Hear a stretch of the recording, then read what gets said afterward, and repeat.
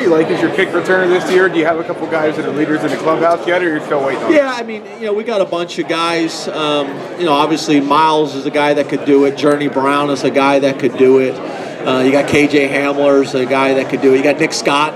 You look statistically, I think Nick Scott maybe have the highest average of anybody doing it.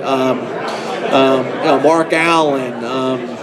We got a bunch of guys. We got a bunch of guys that we think we can do it. I think Journey's probably an intriguing guy. We got a list of guys, probably 5 or 6 guys that we'll go into camp with and try to narrow that down as we get closer to camp. Typically, I think in general, I'm probably a believer that your starting tailback.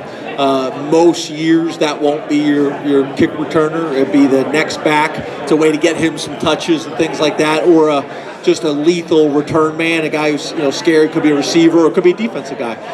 So we'll see. But we got a list of guys that have done it in games. Brandon Polk's a guy who's had some success doing it as well. So the good part is now we're at a point where I think we got some really good options at punt returner and as a kick returner to figure out who that's going to be.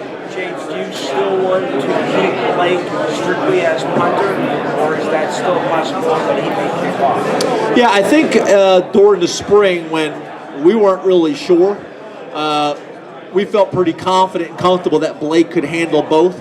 But the feedback that I'm getting from Blake is he's been really impressed with how our guys are kicking,